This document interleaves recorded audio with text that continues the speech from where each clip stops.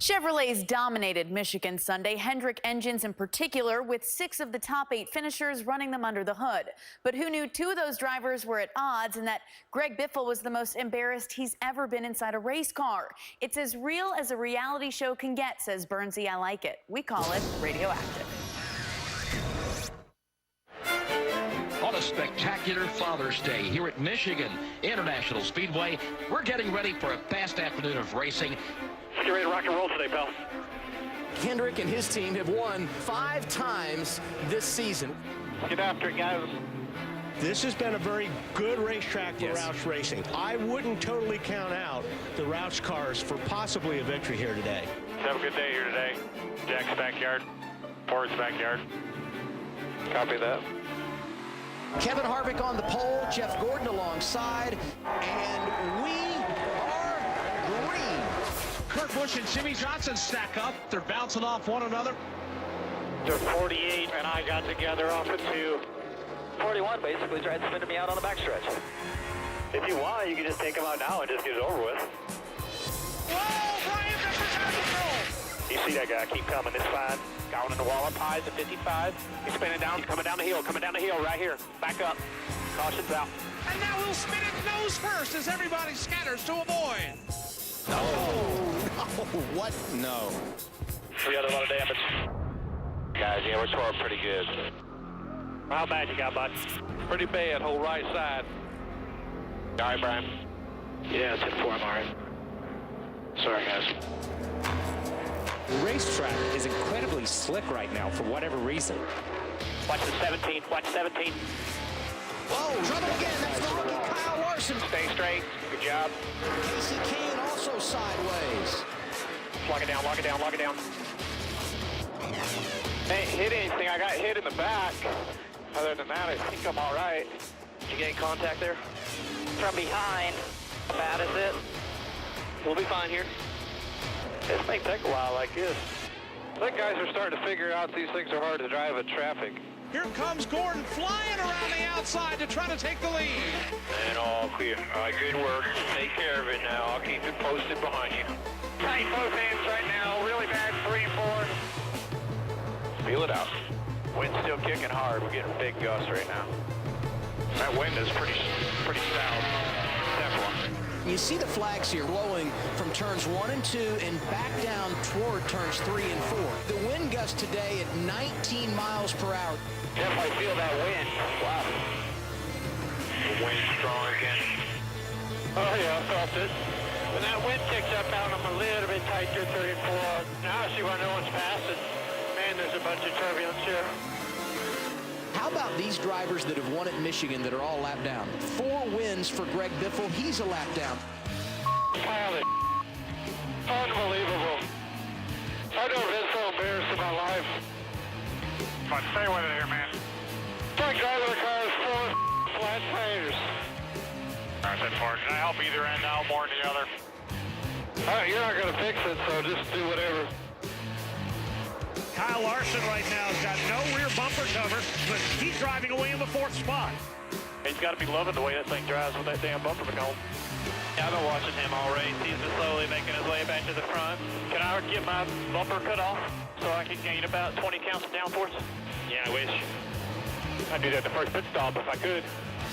Looks like you can. You can cross Michigan off the list. That's it, baby. Happy Father's Day, Jimmy Johnson. You just won Michigan. Oh, yeah. About time, guys.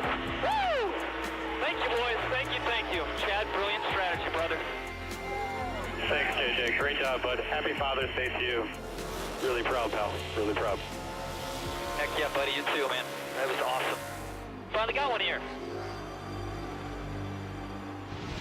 Awesome for Jimmy. For Greg Biffle, not so much. Jeff, we don't hear him speak like that often. In fact, since Jack Roush has been bringing 3 cars to Michigan, they haven't had a day like that since 1996. No, I think Greg Biffle kind of summed it all up. And this is probably the way the whole organization feels. Like they were very much embarrassed. Anytime you run that bad in somebody's backyard, because I was trained by Junior Johnson. We used to run bad at North Wilkesboro. We get told the same thing by Flossie Johnson come Monday morning. So these guys, the cool thing is what I've been able to find out after that debacle at Michigan, they've really sat down, put their heads together, and Jack has told everybody, we're going to throw everything we can at it. We've been working at it very methodical. Now we're going to take big swings at it. We're going to get this problem turned around because I think Jack understands he not only owns it to his sponsors, but to his drivers and his teams to get this thing fixed, and I believe they will. Just don't know how long it's going to take it, but they will get it fixed, and they'll get back up on top. Trying to figure it all out, yeah, so Roush Fenway fans, be patient. Bernsey. Danielle, that win for Jimmie Johnson, his 69th career win. Next up on the all-time wins list, Dale Earnhardt was 76. In the spirit of 76, we look at Dale Earnhardt's 69th win. Here comes Hamilton right back. Wow. Hamilton on the low side now, and he's got the lead back.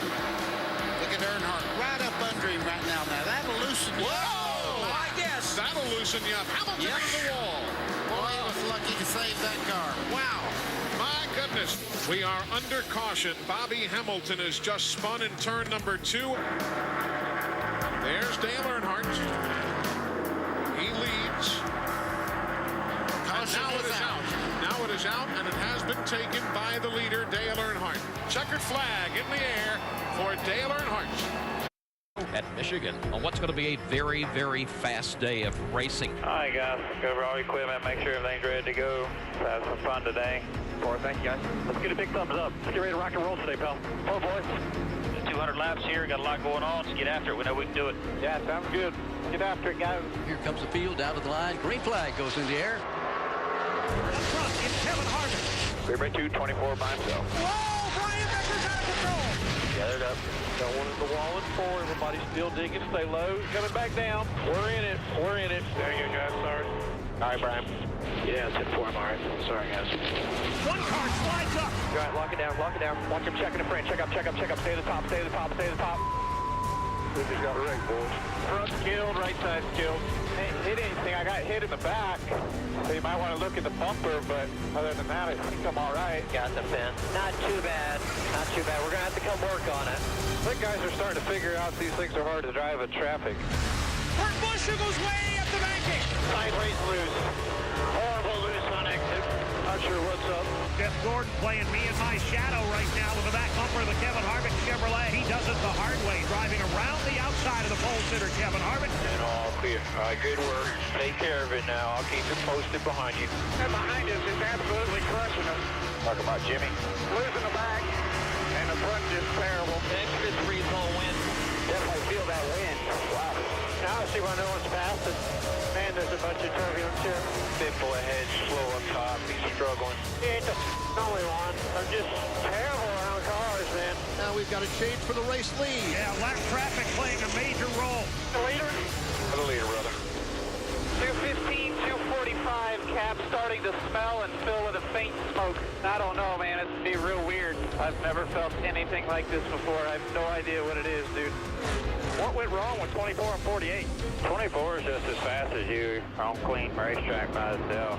Both of them say they're terrible in traffic. Go, go, go, go, go, go, go. Go hard, go hard, go hard, go hard, go hard, go hard, go hard, go hard. Good job, fellas. Good job, guys. We came out third. The 48 and the 22 just did one can. They're short on fuel. Just save us a little bit. We'll be fine. Joel Ford, see if there's a lug nut stuck in something. It won't even go. I can't even step on the gas. It's all jacked up. Didn't do anything good. We lost track position and made the car worse. Speed, clear, not clear right now. We got a big hole in the nose. Where that little in the 42 drove across it. Here comes Tony. That little is going to get his very soon. There goes Denny Hamlin and Eric Almirola. No damage with the wall. It's stuck in the grass. Splitter dug in a little bit. Yeah, they got to pull me backwards. Caution flag out, and once again another twist to the plot. What are we doing? We're staying out. We're staying out. First 5 stayed out here. This thing's going to work out just fine, bud. We need a good start here. If we can get the lead, man, it'll be really, really good. Green, green, green. Jimmy Johnson breaks away in a hurry. Keep whipping it, buddy. We've got drivers that need to come onto pit road, and among them are those guys up front. Jimmy Johnson. Bring it this time, bring it this time. Johnson gives up a 3-second lead to hit pit road. 4 tires, 4. No man go, no man go. If this gamble pays off, Jimmy could be in the catbird seat. The 2 cars, he is going to be in second to us when this thing cycles. Jimmy Johnson to the back stretch for the final time. Happy Father's Day, Jimmy Johnson. You just won Michigan.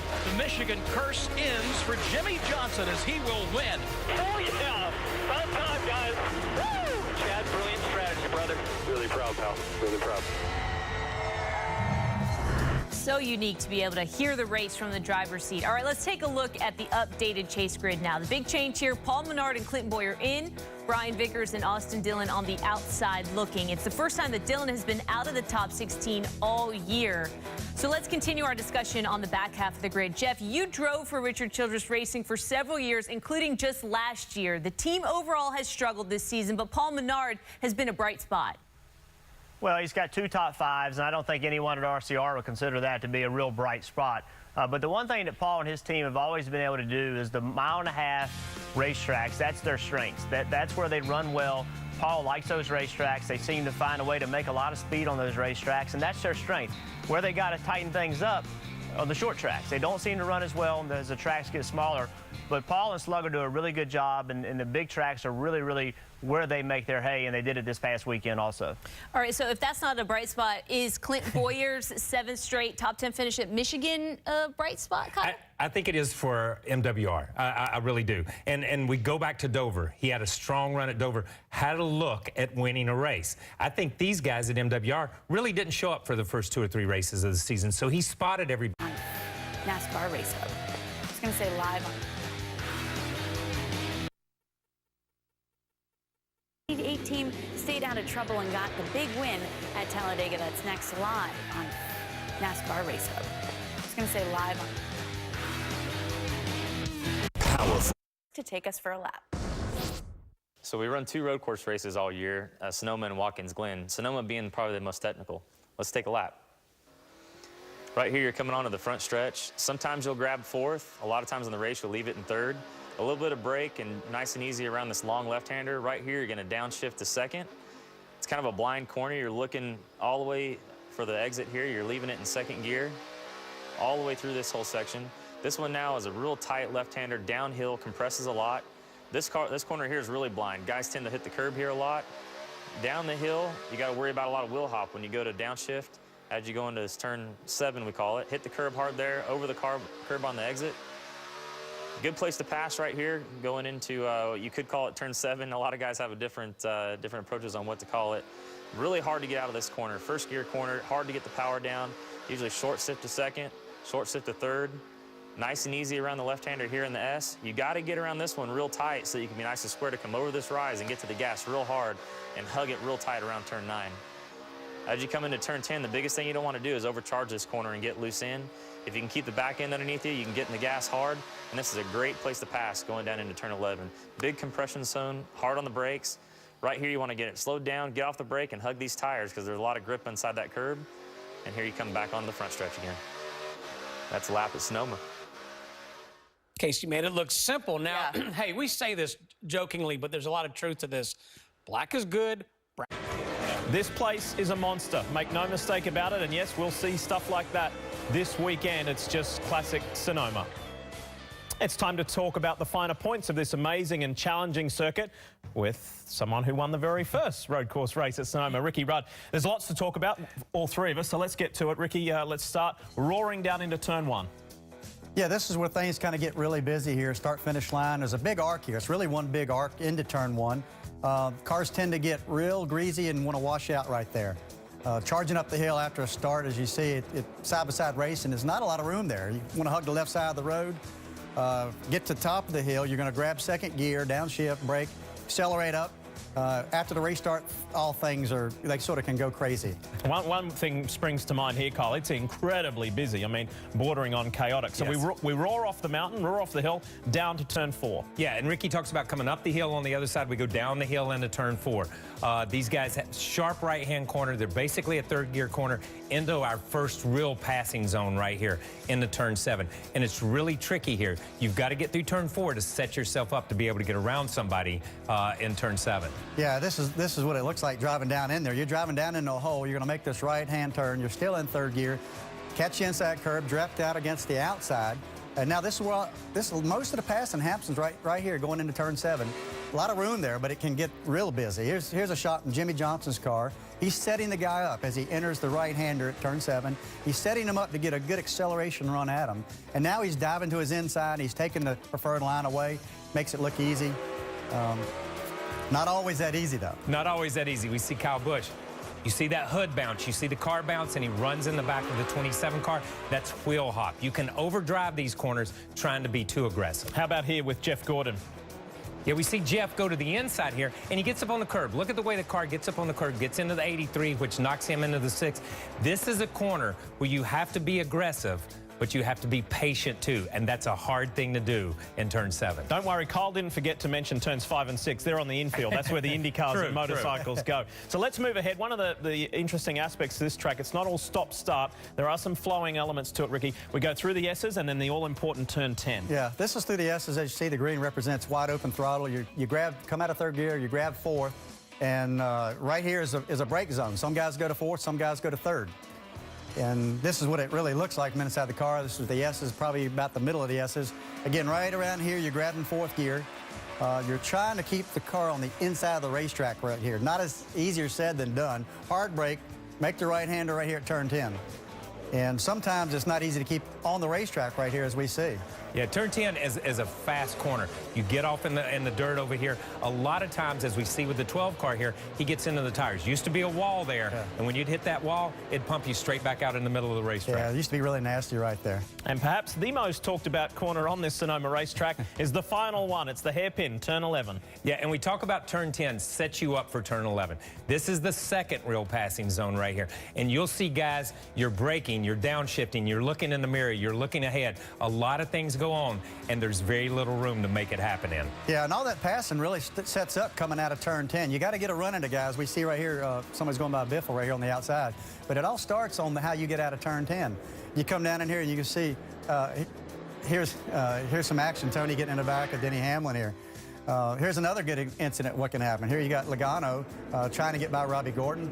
Robbie moves over to pass him. Logano doesn't like it, and he just moves him out of the way. It's classic turn 11. And look at this, Tony Stewart and Brian Vickers. This is part 1, Kyle. Yeah, I think Tony thought that Vickers was blocking, and it's like, if you block me, I'm just going to shove you out of the way. That was okay with Vickers because Vickers came back and repaid it a little bit later. And I think it hurt Tony a little bit more. We see Tony up on the tires here. Look, Tony got the short end of that one. Yeah, Tony got the short end on that one. You've never hit anybody in turn 11, have you? Not intentionally. 1991 may come to mind. Kyle, we hear the drivers talk about what they want from their car, having the ideal car at Sonoma. Even recently we heard Dale Earnhardt Jr. say, look, road courses aren't my strong suit. I look to my teammates for setup and we take it from there and see how we go. What do you need? What do you want from your car? You need massive brakes. You want to stop on a dime, but you want to leave like John Force every time you mash the gas. And you know what? Dale admits, I'm not the greatest road racer, but he still needs the same things that the greatest road racers need. We've heard Marcus Ambrose talk about last year, had a great car, just burnt the rear tires off. Tire management. Those brakes and learning how to work that throttle will save those tires. How about after the last round of pit stops? Last restart even, I imagine all bets are off at this place. Yeah, it's almost a completely different race. You know, it's everything that happened before, everybody's sort of gentle and kind to each other. They're not, trying to kill each other unless they had something that caused them to get excited and blow up. But generally things flow pretty smooth.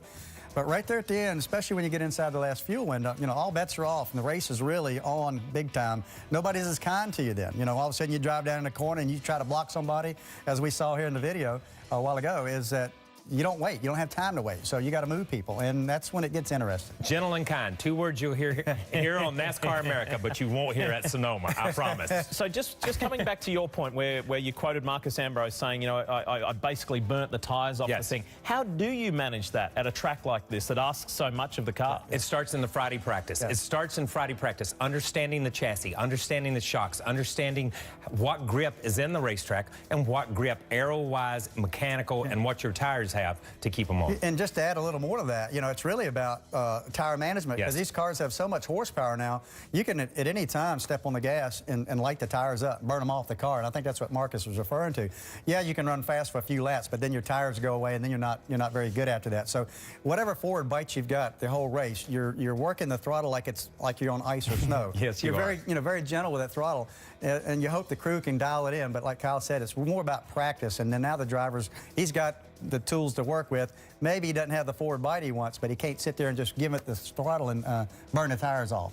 One-word answer. Should there be a road course in the Chase? Most definitely should be a road course. Yeah, and that's more than one. I'm voting number 2 on that one. And I'll join you as well. When NASCAR America returns, Darrell Wallace Jr. joins Kelly Stavast to talk about the Gateway win and his 2014 campaign. He's now a 2-time winner in the Truck Series, and he is already looking down the road.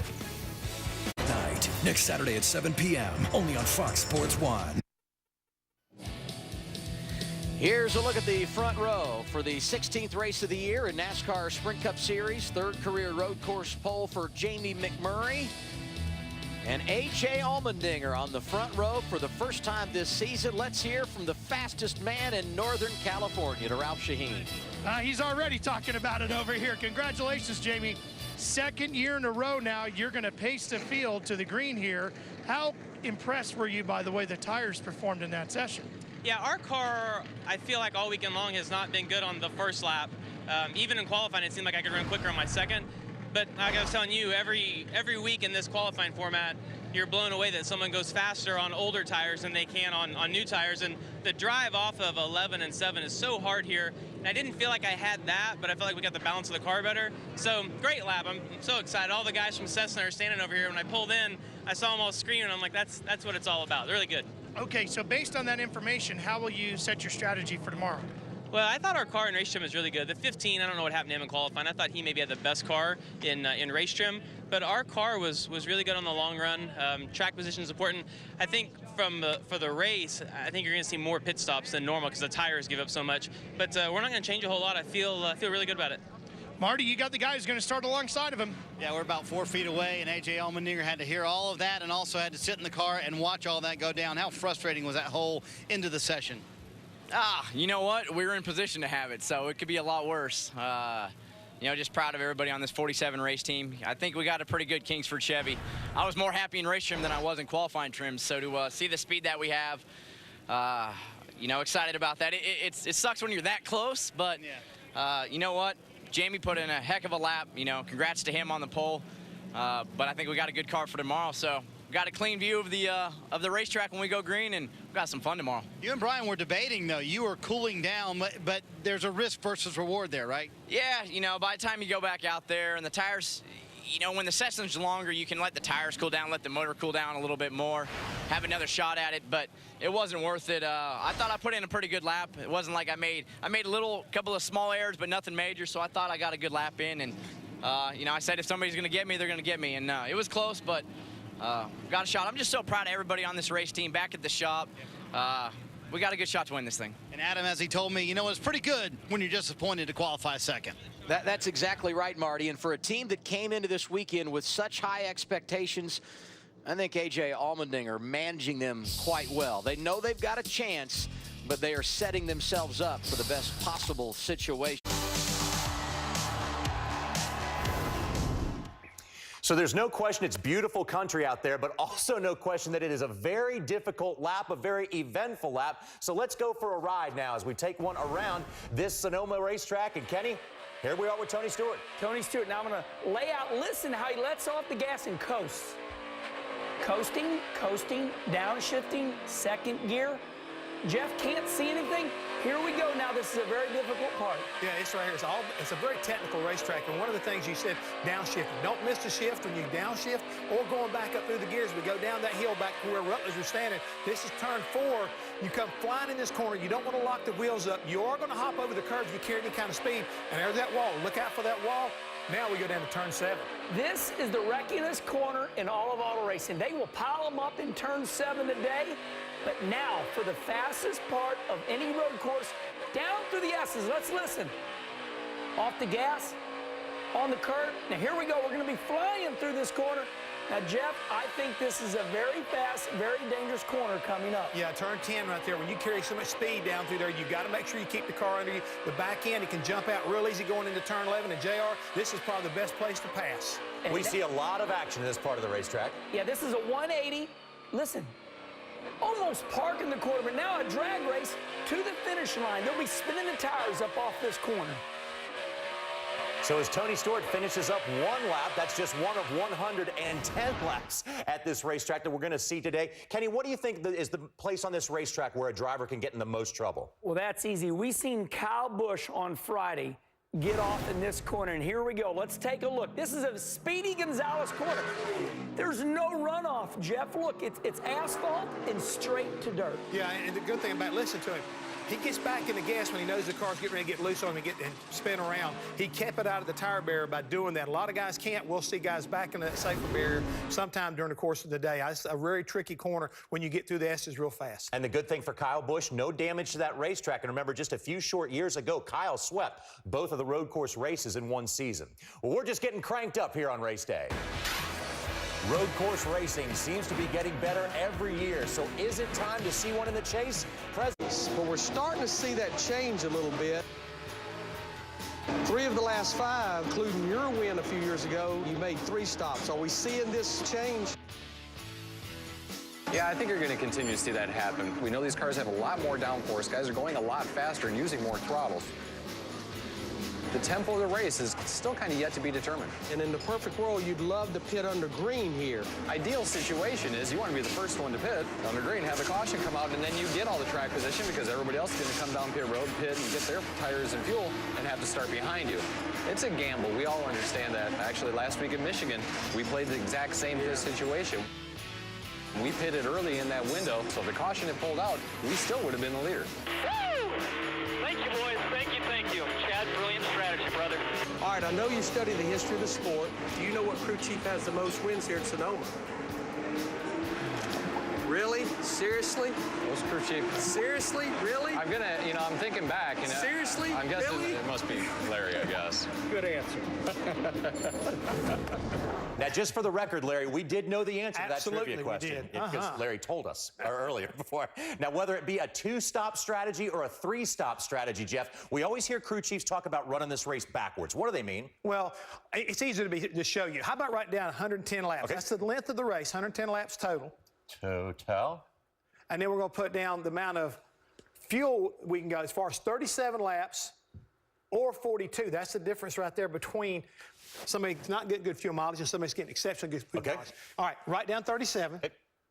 So we're going to subtract 37 from 110. What that means is my last stop would wind up being lap 73, with my first stop coming at lap 36. See what I'm talking about? 110, 73 to 36. We'll run it from backwards to the front. Bad fuel mileage, too. Exactly. Good fuel mileage. Now, if I can go 42 laps, write that down. Now, my last stop would come on lap 68. First stop come on lap 26. Big difference there. You got a lot more options, a lot more variables, and you can dictate to what other competitors need to do by hitting pit road that early. But these tires are giving away a lot more than they have in the past. Does that change the strategy? Well, that's the reason why we're all of a sudden hearing drivers as well as crew chiefs talk about variables. Yes, and it may force you into a 3-stop strategy. You still want to try to run the race backwards because even though you maybe stop a little early, you still have to realize at the end you want to be out front. So that means get to pit road first, kind of force everybody else to take a strategy maybe that you want, but the more important part is be out in front of your competitors when it matters the most, and that's at the end of the race. It's all about track position. So you go in with these numbers. That's right. But that might not necessarily be the way that you actually finish the race. Nothing's set in stone. Of the past 9 winners at Sonoma, many were first-time winners on a road course, and last year made for a milestone victory for Martin Truex Jr. He is with Bob Dillner. As the defending winner of this race and with everything that's on the line as we inch closer to the chase, Martin Truex Jr., I want to know, does Jeff Gordon hat? That's why I signed a bottle of it. I was wondering, how do you sign somebody else's hat? When the green flag flies, it is Jamie McMurray that brings the field to the green flag, and a great race behind him for second. A good battle here on this road course. The 9th lap, it was A.J. Allmendinger that was able to take the lead away from Jamie McMurray. And Allmendinger was driving like it was the last lap of the race. Those first 9 laps, he was on it. He was putting a lot of pressure on Jamie. He was really pushing hard. Another guy who was on it all day, Kevin Harvick, seemed to have the strongest car on the track. Here he's able to get by Allmendinger. Hey, are you surprised that he had the fastest car on the track? I mean, all year long they've been fast. Can they find a way to get it done? They didn't again. All right, guys that were on the 2-stop strategy started making their green flag stops here on lap 69. We see the 15 of Clint Bowyer. He's on pit road. You had mentioned earlier about the cautions falling at the perfect time. And it was a perfect time because on that next lap was when you saw Carl Edwards and his team pit. Here, everybody else is coming on pit road. Those 4 cars that pitted earlier, they stay out. They're on good tires, and they're out in front. All right, so Kevin Harvick on pit road. They have had problems on pit road before, and it seems like that trend continues. Absolutely annihilated. What are we doing? They just get really, really, really old. All right, you touched on the guys that came onto pit road before the caution. Okay, so here you have Clint Bowyer on new tires. You have Carl Edwards, and you have Marcos Ambrose. They all have new tires. The guys behind them didn't have as good of tires. How about this, though? Dale Earnhardt Jr. gets into the curve, up in the air, and boom, takes out the 20 of Kenseth. And we talk about tire barriers and those kind of things. You see those tires just suck that car up. And actually in this case, it makes the blow even harder. That was just a mistake. I think Junior was actually trying to give him too much room and ended up getting into the wreck. And the good news was we saw him walk away. How about this? Now, Clint Bowyer, we're going to see his left rear tire is down. Right there, you see that. So he's not able to get to power as quickly, but McMurray looks like he drives right through it. Well, he does because the 15 wasn't going. And I will tell you, when you get into somebody like that and they start to spin, the best thing to do is spin them on out, because if you don't, you're going to get in the wreck. The guy's going to get spun out anyway, so you may as well spin him out and get moving. Yeah, and guess who got caught up in it? The 4 of Kevin Harvick. The woes continue. Pit stops, pit stops, pit stops. You can't lose track position. Lap 86, Carl Edwards has the prime spot, but he's got Marcos Ambrose that he's racing with as they go up the hill. Yeah, and Ambrose wasn't happy with his restart. He felt like Carl jumped the restart. I didn't see it. I thought it was a clean restart. But you know, again, Carl got the lead right there. How about this? Allmendinger gets tagged by the 88, and around he goes. He collects a few others. Yeah, it's a shame for that team. They had a good run going, and it just all went away, and that's Sonoma. Gets late in the race, cars start falling out and having issues. You mentioned late in the race. Jeff Gordon, so strong. He seems to be just clicking off driver by driver. Now he's got Jamie McMurray that he's able to get by in turn 11. And Jamie did everything he could to hold him off, but the 24 was just too strong. And honestly, if the 24 hadn't had to go through so many people, I think he had the best car at this point of the race. And right here, he gets so close to getting up to the back bumper of that 99 of Carl Edwards, but it doesn't happen. Carl Edwards able to hold on, and he is able to get his first ever win on a road course. And, of course, what does Carl Edwards do once he wins a race? You know, I hope he never misses this, because it's not going to be pretty if he does. It is absolutely poetry. He gets out of the car and does the backflip. So Carl Edwards gets the win. Jeff Gordon finishing second. Really pretty impressive run here for all the Hendrick cars. They're in the top 7. Who surprises you on this list? Well, I tell you, the guy that had a good run that needed it, Clint Bowyer.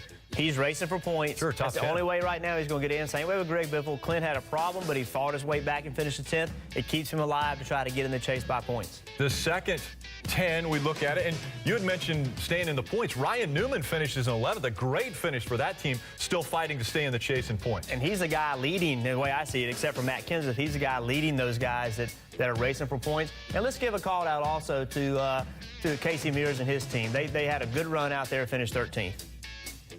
And some other finishes, notables here.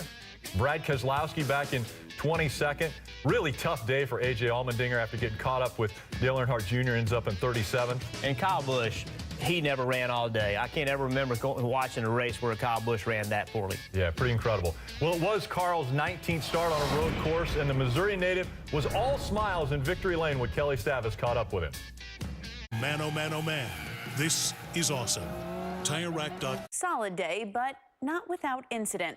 During the race, many of you were asking on social media why the 48 of Jimmie Johnson was seen roughing up his teammate Jeff Gordon a bit. There you see the two tangle. Well, we dug up some sound that you've yet to hear that may identify the culprit. Take a listen. Well, I got drilled by Stewart. Don't worry about it, man. Drive away. I didn't want to say anything, but after Stewart clobbered me and knocked me into 24, my steering went off like a quarter turn, and we got real tight after that. And I think we really had a car to win until I got stuffed from behind by that 14. So Jimmie Johnson, referencing Tony Stewart's involvement there, said he got clobbered. This is Tony Stewart's onboard, which is video you did not see during the broadcast, but we dug up Smoke's onboard here, where the 48 then gets into the 24.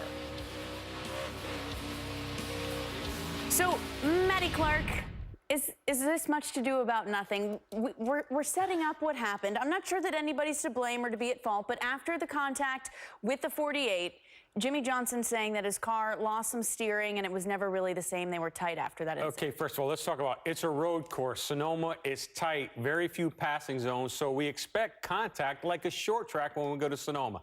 Then look at the names involved. Jeff Gordon, Jimmie Johnson, Tony Stewart. All have an alliance, all friends. There's no problem, no harm, no foul, just good, hard racing. We saw the 14 get into the 48, the 24 paid the price. It's just all part of racing at Sonoma, Danielle. Okay, so those guys in the end played nice. Jeff Gordon was up front when it counted, had a runner-up finish. Jimmie Johnson still salvaged a top 10, so perhaps they just let this one go, and it won't come back up in the future. I'm not so sure about a few other incidents we saw Sunday at Sonoma, Bernsey. All right, early in the race Sunday, contact down there, turn 11. Kyle Busch gets into Brad Keselowski. Keselowski spins, falling all the way back to 26th at that point in the race. He finished the day 22nd. Not a good day either for Kyle Busch. He finished 25th. Well, Larry Mack, as memory serves, that's not the first time that these two have gotten together. No, they do have a bit of a history, but I will have to say, just watching that replay right there again, and watching it Sunday during the broadcast, I think it was just simply Brad Keselowski thought he was clear of Kyle Busch, and he was not. Kyle Busch was as low as he could go. Kyle didn't turn up into him, but in Joey Meyer's defense, which is Brad Keselowski's spotter, where the spotters are at Sonoma, that's one area of the racetrack that you cannot see right there. I guess we'll know if this was intentional or not this weekend, because I think Kyle Busch and Brad Keselowski both are doing triple duty at Kentucky this weekend. And I remember them having a lot of contact at Watkins Glen on the road course not too long ago. Not only do they have a lot of contact, it's probably one of the best finishes we have seen in a long, long time. But whether Kyle Busch is ill at Brad Keselowski, which I don't think he would be, Kyle certainly was the one that didn't come out on the raw end of that deal at Sonoma this past weekend. Kyle Busch doesn't need to focus on nobody or nothing but Kyle Busch and that 18 team, because he has the win at Auto Club Speedway, but you look at his last 7 races, Steve, one top 10 finish, and that was 9th at Charlotte. So a lot of work to still do over there at the 18 team. Larry, fans ask me this. I'm sure they ask you this. Is there such a thing as payback? And I guess the truthful answer is yes, but to your point, drivers can't spend time thinking about that. They got to think about winning a race. Well, especially when you're in a situation at Kyle Busch. Yeah, we've seen many situations where a driver paid another driver back, and you know what? It may be down the road, like I think we saw with Carl Edwards and Brad Keselowski at Atlanta a few years ago. So, yeah, I think the drivers do not forget. They have a pretty good memory, and I think sometimes they even write names on their dash. One driver told me any driver that tells you he doesn't have a list is a liar. And the Nationwide Series race at Road America once again proved to be a crazy event. Up next on the Hub, race winner Brendan Gaughan joins us in studio. Hear how close this victory was to slipping away. Tempers were hot. No, I don't. Yeah. No. We'll try to get Larry Mack to do it, though, in a cluster buster. Well, Kevin Harvick found himself a victim of circumstance Sunday when he collided with Clint Bowyer on lap 81. Bowyer spun with a tire going down, and Harvick ran into the 15 car. Harvick back in the pack after a slow pit stop. Kevin again expressing his displeasure with his crew on the radio. It's a trend we've seen the last month or so. Have a listen. You know that was going to be our Achilles heel? Got beat by the car in 5th place. That's how bad that is. Didn't do anything good. We lost track position and made the car worse. You're going to put 2 tires on. Don't lose track position. Yes, I messed up there. We'll get it back. Absolutely annihilated. What are we doing? They just get really, really, really old.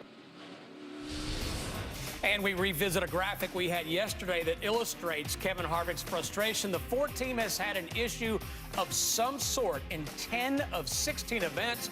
Some mechanical failure, which is part of the sport, but some self-inflicted.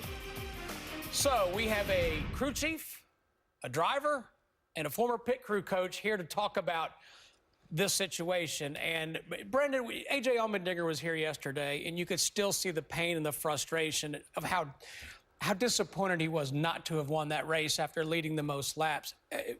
When you look at Kevin Harvick's frustrations as a driver, has he been too harsh? Well, it's not a fact has he been too harsh or not. Kevin Harvick is a great race car driver, and he's really fast. And it's frustrating. We all know how tough it is to win these things. It's been 10 years since I won. I get that part. But I also have that sports background that you know, from Georgetown in those days where you have to kind of treat people, everybody, you got to find out how they like it. But I'm a guy that believes in the team. You got to at least try to keep the team together and believe in that team cohesiveness.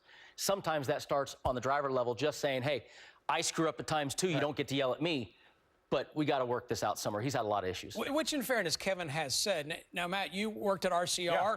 You were the pit crew coach, and Kevin even called you out at times. Yeah, personally, over the radio. Now, I didn't take it personal when he calls you out over the radio. That's Kevin Harvick. You know, you have lunch with him. He's a different guy when he puts a helmet on. And let's call it like we see it. Definitely the pit crew has cost them races, so he has a right to be upset. Guys handle it differently. Pit crew guys handle it differently. Some are get motivated and like, look, bring it on. Whatever you got, I'll take it. Then other guys have begged me, Coach, please let me go to the window net. I want to meet him after the race and whoop his tail. It just depends how you respond to a driver talking over the radio. Coach Thompson always said that. Everybody's different. You got to respond differently, but you got to have somebody that takes charge of that situation. But okay, so some guys want to step up, but does it hurt other guys? Does it hurt their performance on pit road? I guess. It does in some respects. Having worked for Jimmy Johnson and Jeff Gordon, they handle it in-house, behind the scenes, a little differently than Kevin. I mean, but when you work for Kevin Harvick, you know what you're going to get. He's going to call you out over the radio. You sign up for it. You got to have big boy pants. I wouldn't do it that way, but that's how he does it. That's how he's always done it. It's not going to change. So you're the crew chief. You got to keep the peace. How do you view it? Yeah, I don't like beating anyone up, but you saw the graphic. Now, let's make sure we're honest here. Not everything in that graphic was pit crew related. No, some was mechanical. But if I look at the last month and a half, a lot of it has. And the one that was missing on that graphic was probably cost them $1 million in winning the Sprint All-Star race. Yep. But I just think when you see it happen one time, it's an incident. When you see it happen 2 or 3 times, it's maybe coincidental. When you see it happen that many times, it's a trend or a pattern. I think the rubber has met the road. I think they have to make a change. They have fast race cars every single week. They are going to be in the chase. They have 10 races to get this thing right, because even with Tony being in the top 20 in points, even with Kurt having a championship, performance-wise, that's their bullet right there to try to win this championship. And you know what? Chad Knaus did win 69 races with Jimmy Johnson and 6 championships by being patient with people. Here's the problem. You have to have depth, and to your teams where you have to have depth on the pit crew, and I don't know that the 14 team has the depth. You're in the middle of the season. Guys are under contract, so I don't know who you can draw from. That's the bigger issue. Well, that and what Kevin does with it after the problem. If Kevin takes that, we all hear his emotion on the radio, but is he able to stay inside his head and say, I'm mad at you guys, but still drive the same? And that's what I see sometimes. He lets that emotion get the best of him. That's what he has to do also. They make the mistake. He has to control his emotions after he makes the outrage. Even that stop Sunday, not only did it possibly cost him a win, it cost him a race car. That race car got wrecked because they were put back in the field in the eye of the storm. Well, guys, great conversation. And by the way, Brendan, thanks for being with us. Congratulations on getting back to the winner's circle. Thank you very much. Best of luck in Kentucky. Appreciate it, guys. Always fun to have you, buddy. And Tuesday, July 15th, baseball's best gather in Minnesota for Major League Baseball's All-Star Game. Special coverage begins at 4:30 on Fox Sports 1, followed by the 2014 All-Star Game at 7:30 on Fox.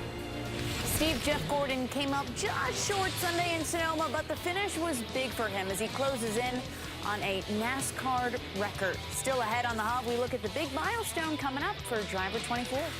And Danielle, it was more than just fenders that took a beating at Sonoma. A lot of radio buttons were worn out after this one. Just ahead, Radioactive. My bad.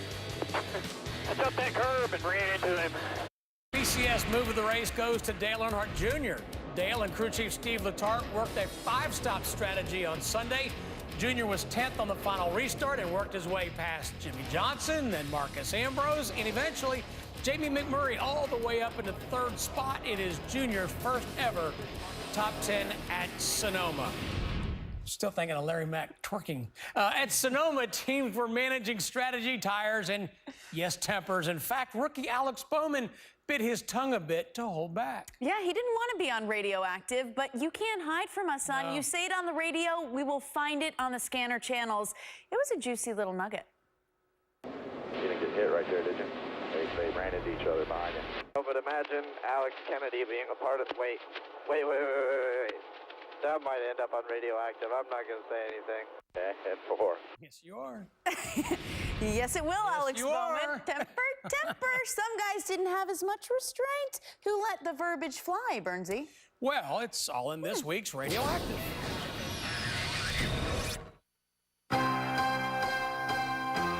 The engines have fired, and we are ready to do battle in the Toyota Save Mart 350 here at Sonoma. All right, buddy. Let's have some fun today. All right, guys. It's going to be a fun one. Let's have some fun today. Be smart. There's a lot of 3-stop strategies judging by everybody's engines running.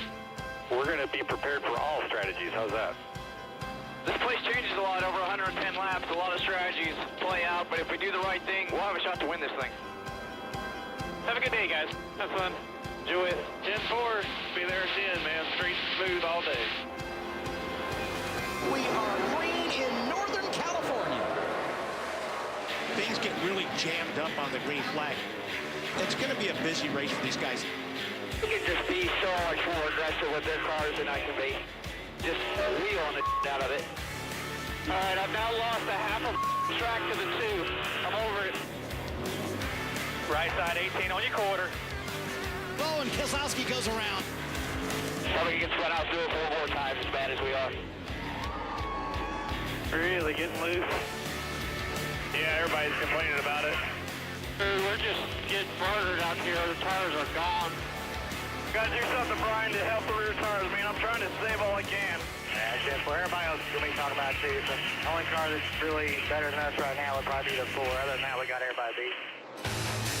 Kevin Harvick, the race leader. All good, bud. Nice and smooth here. Right with you, pushing you. On board with second place Clint Boyer. Not letting Harvick get away. Clint Boyer running second. Brian Vickers running third. Vickers looks to his inside. Boyer tries to block. Both of those drivers touch. They slow down. And don't not have enough room. Oh, my, is this a joke back here?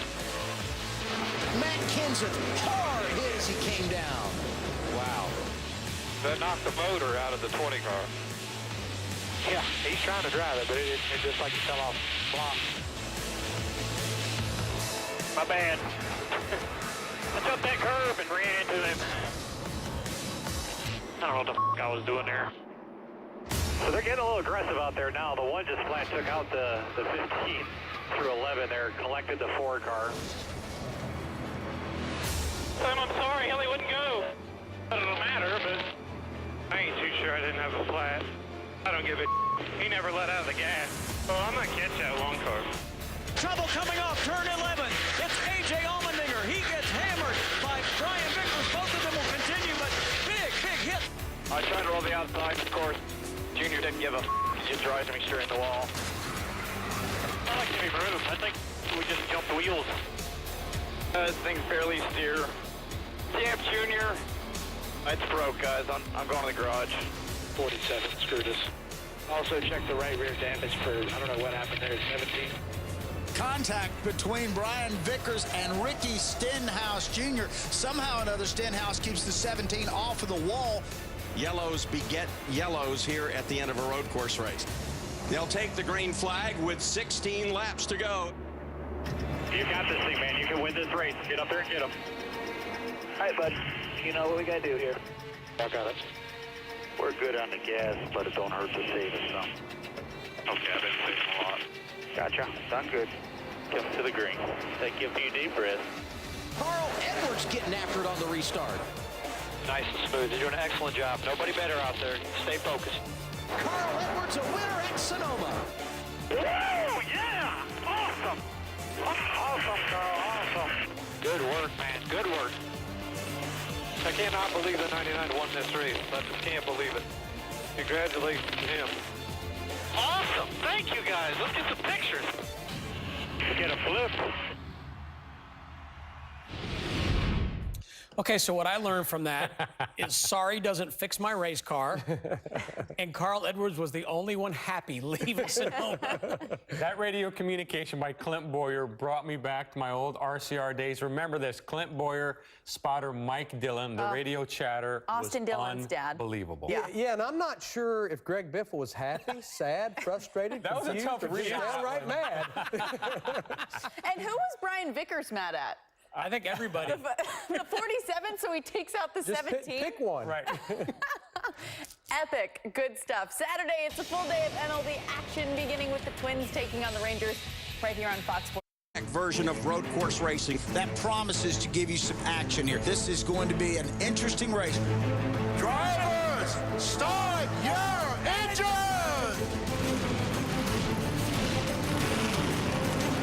Go out and have fun. We've earned the right to have fun this weekend, guys. 110 laps. The green flag's out. Jamie McMurray lead the field through turn one. Another really good car again. You've got Martin Truex Jr. back there, and they are really going at it. I have an issue with my right front tire. Vibrating real bad, shaking. Copy that. I don't know what to do. If you ride it out, fine. If you can't, we're ready and we can put tires on it. So we'll do 4 tires if we fit. These two drivers finished 1-2 the last time we went road course racing. Yeah, we're a roadblock here to the top of the hill all the way to 4. Must have half a track to the 2. I'm over it. All over your bumper here. Kyle Busch got him in the right rear. It's spun out. Probably gets spun out 3 or 4 more times as bad as we are. All right, 10-4. A new leader on the racetrack, A.J. Allmendinger, managed to get around Jamie McMurray. Rolls really good right there. You're really fast through this corner. These tires are falling off. These cars are starting to slide like they have not slid so far this whole race. Get a lot of help here, Paul, in every direction. Bad wheel spin.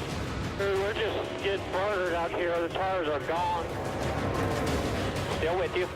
Still with you. Matt Kenseth has spun his car. The tire barriers. A major impact for Matt Kenseth. My bad. Jumped that curb and ran into him. I think I knocked the toe out of it, but we'll see. The yellow flag flying again. This couldn't have gone any worse.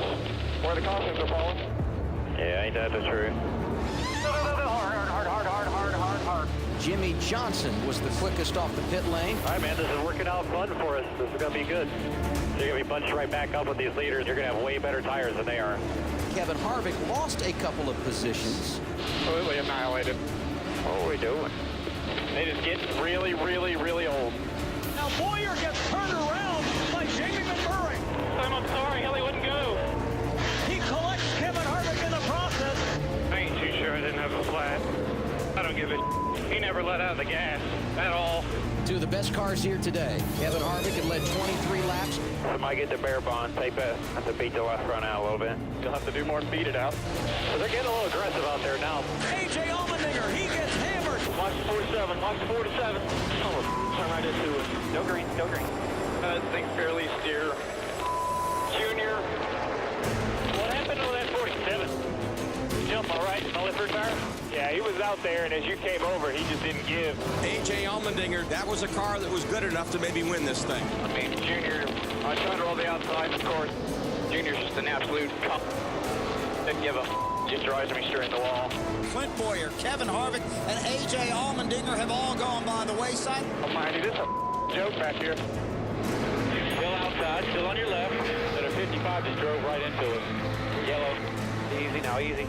We'll get caught. We'll finish with 4 tires on it. You know, but we're going to stay out there and just stay with our game plan here so we got clean air. So all those cars did not pit? What's the deal there? They're saying too fast, section 4. I'm trying to get clarification. Come on, you got to be with me. I'm not. I'm trying to get clarification.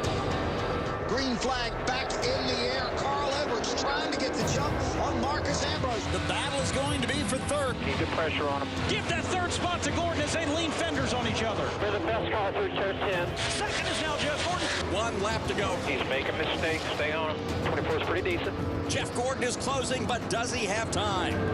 All clear. About 5. That's the checker right there. Nice job. Carl Edwards wins the Toyota St. Mark 350. Thank you guys. Let's get some pictures. And you know, Jeff, when I watch a road course race, it seems as though these cars come back into the garage almost looking like it was a short track race, not a road course race. There's so much bumping and banging that takes place. There's so many people that get mad at each other during these road courses. And honestly, when there's a hole, people feel like they just got to go in there because it's so hard to pass. And you just get this aggressive driving. You have braking zones, all these things going on. A lot of people get upset at Sonoma. You say breaking zones. I'm guessing that Kevin Harvick, his will has about been broken. It doesn't seem like if he's not in victory lane, they don't finish well at all because they have mechanical issues. They continue to have problems week after week. Well, here's the thing with Kevin. Kevin expects a lot out of himself, and he expects a lot out of the people around him. And this pit crew has let him down several times. He's had issues, he's had mechanical issues. I mean, if these guys wouldn't have had the issues that they've had, how many races could they have won? Exactly. They've been running up front and in contention for wins virtually every race. But as you mentioned, mechanical issues, pit road problems. But, you know, and Kevin's very vocal about it, and I think that's a lot of reason we're talking about it. Kevin doesn't hold back. He tells people what he thinks, and he's going to say the same thing on Monday morning that he says on Sunday afternoon. It's his way of trying to get it fixed. He knows those guys are working hard. He knows they're trying, but he also knows it's costing them wins. And if you're going to win this championship, if you're going to beat Jimmy Johnson, if you're going to beat Hendrick Motorsports, you can't continue to have these problems. And Kevin's trying to put the pressure on them so when they do get in that situation, and they will have an opportunity, they can execute. The way they're going right now, they can't win a championship, even if they're the fastest car. And he knows they've got to get that fixed. Is it a setup issue with all the mechanical things that we've seen happen? We've seen the tire problems. We've seen other issues take place. Is that a setup where they're really pushing the limit?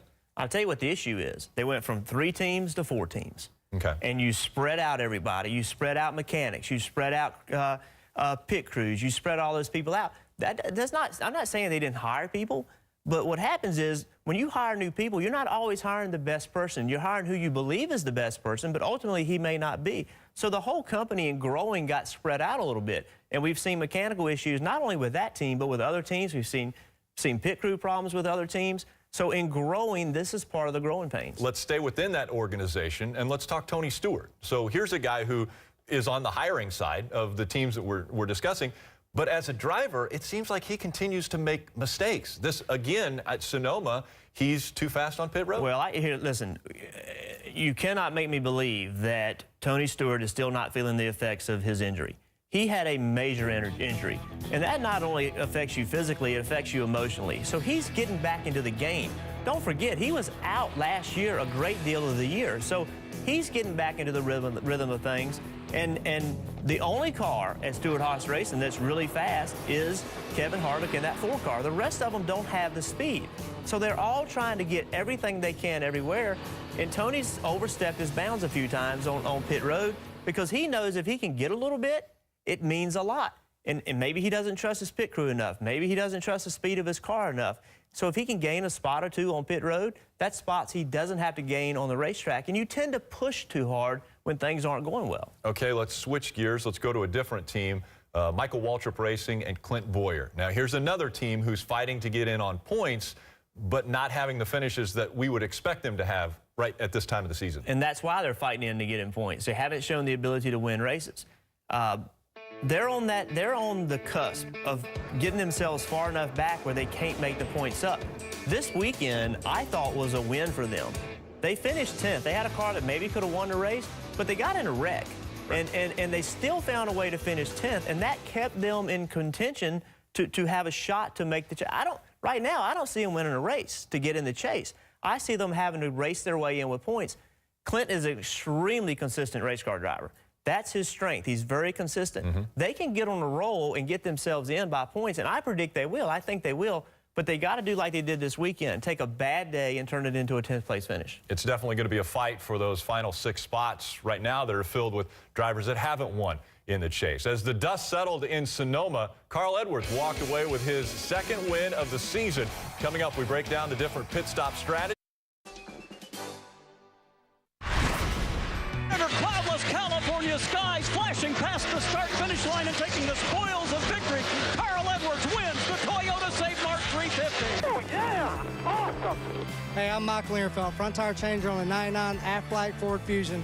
And this was a really cool win for us because if you look at the whole series, there's only 2 times we get to do this a year. And these guys that's had 14 years that had never won a road course race with us today. And it's pretty cool to win, real special for a lot of people. And I can't say enough about everybody that was here today. Thank you. And Mike Lingerfeld is just one member of the 99 team's over-the-wall crew. He is joined by front tire carrier Ryan McRae. Rafael Diaz and Eric Wallace handle the rear tires. Cameron Cobb is the team's jackman, and Sean Ward takes care of the fueling. Now, Carl Edwards and team, they employed the the 2-stop strategy at the road course, but there were so many different strategies. How do you decide which one going in is the strategy you're going to go with? Well, going into the race, you look at how much fuel mileage you get and then how good the tires are, and you base a strategy on that. As a race unfolds, you may have to change it. You may get spun out, you may lose your track position, and then you change it. But what the 99 did was they had the perfect scenario. They decided before the race they were going to do 2 stops. Their lap was lap 70. We're going to pit on lap 70 because from there we can go the whole way. So in a perfect world, you pit on lap 70, the caution comes out. Well, guess what? That's exactly what happened. Right. They pitted on lap 70, the caution came out. So not only did they do it, but Clint Bowyer's team did it, Marcos Ambrose's team did it, as well as the 11 car. Look who's in the front of the race. All those guys are leading because everybody on the other strategy pitted before they did under green. The caution came out, they could all make it, then they had to pit again because they couldn't go the rest of the way. Right. So they got all their track position, they got the lead, they had new tires, they had full of fuel. Perfect storm. Everything worked out their way. Obviously, if it would have been more than 110 laps, Jeff Gordon would have had something for Carl Edwards, but it wasn't. Well, that's right, it wasn't. And I'll tell you something else that's interesting about the fuel mileage is that teams don't say, well, we can go 30 laps, so we're going to pit on lap 70. They say, we can go 30 laps, so we're going to pit on lap 64 because they calculate the number of cautions they think they're going to get. So it's always a big gamble. So when you think about Sonoma, the teams that were already in the chase, they potentially could pit earlier, and if it didn't work out and they ran out of gas, so what? Right. They had a chance to win the race. Absolutely. Well, tomorrow we begin a new series of features, Driver to Driver. Sonoma winner Carl Edwards recently spent an afternoon with Jeff Burton discussing everything from mutual respect to mentality of drivers and the personal side. So when you got in that truck for the first time, you left that truck that day feeling like, I can do this. Well, first thing I spun it out, and I thought, oh, this is terrible. First lap, I pitched it sideways. I had no clue what I was doing. What's the first thing that went through your mind when you spun that thing out? Don't wreck this thing. And if I wrecked it, I just hoped it still ran because I had to get some more laps. I couldn't finish like that. But I left that day. I remember going home, and I thought, this is it. I can do this. Again, part 1 of Driver to Driver featuring Carl Edwards can be seen tomorrow, and part 2 is going to run on Thursday, all right here on NASCAR America. Well, as Carl Edwards celebrates his victory at Sonoma, IndyCar heads to Houston for 2 full days of racing. It's a doubleheader under the southern sun. The Shell and Pennzoil Grand Prix of Houston, Saturday and Sunday at 3 Eastern on NBCSN. He's going to get it done again in the Coca-Cola 600. Jimmie Johnson, another dominating performance, and tames the monster. On Father's Day 2014, the Michigan curse ends for Jimmie Johnson. Jimmie Johnson picked up his 3rd win of the season with a victory at Michigan. We head now to Hendrick Motorsports, where Kelly Stavis caught up with the team as they celebrate with the sounds of victory. Jim, you're here to ring the victory bell for your first 3 wins of the season. They came in just 4 races. What is it like to get on a roll like that? It's been awesome, and I really think that Pocono, where we finished like 6th. We had a shot to win there, but an incident on pit road kind of, hurt our day. And then in Sonoma, I really felt like we had a shot to win, and a little incident on the racetrack kind of hurt the suspension and the handling on the cars. So the notion of, maybe 5 or 6 in a row would have been really cool, and it's nice to have that speed in our cars. The strategy taking place on the pit box that Chad's calling, and then also, the power and the speed that we just have right now. So it took us a little while to kind of find our way, but happy that it's here. This team has only been ringing the victory bell for the last couple of years. What's special about this new tradition? It's so great to go through and see every member of Hendrick Motorsports. It's very easy to only see 15, 18 people through our duties at the racetrack and the people that travel. So this gets us into every department, every building, and shake every hand of every employee at Hendrick Motorsports, which is really cool. We also have quarterly luncheons and then our holiday parties as well. So this gets the frequency up to where, everybody on a first name basis and, really have that team morale going on. You mentioned Sonoma. You started 22nd. As you said, it looked like you could contend for the win. What was key to even putting you in that position late in the race? We had a great race car, and that really gave us the options. I felt great about things. We were really in the catbird seat on the freshest tires, sitting there ready to roll, and some contact, in turn 4, I guess it was turn 7 actually, did left front damage to my car. My steering was off like a quarter turn, and I knew I was going to pay the price at some point. And sure enough, the car quit turning to the right through all the right-handed corners, and I slipped back from like 3rd to, I guess, 7th where we finished. So it was nice to see the leaders and nice to go up there and race for the win. You've already crossed one winless track off of your list with the win at Michigan. Now we head to another of those tracks at Kentucky. What is the challenge at that track versus the other 1.5 mile ovals? Kentucky's so rough. The front straightaway, you kind of just hold on tight because it's going to bounce your brains out going down the front stretch. And then 1 and 2 is somewhat smooth. And then from the entry to 3 off of turn 4, there's bumps all through the corner itself, and you can kind of pick some different lines. And long story short, it's just a very fun and demanding track. And even though people are saying that the surface is weird and the track's rough, it's character, and it's what we like for a Cup car. Tomorrow you'll head to the White House to be honored by President Obama for your 6th Sprint Cup championship. Not your first time there. What stands out most about those trips to Washington?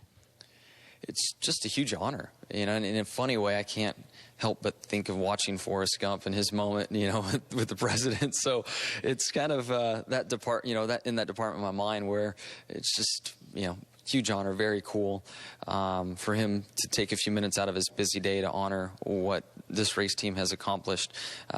Puts us right there with all the other major sports in America. So a big day not only for myself, but my family, my team, our sport. So it's going to be very cool.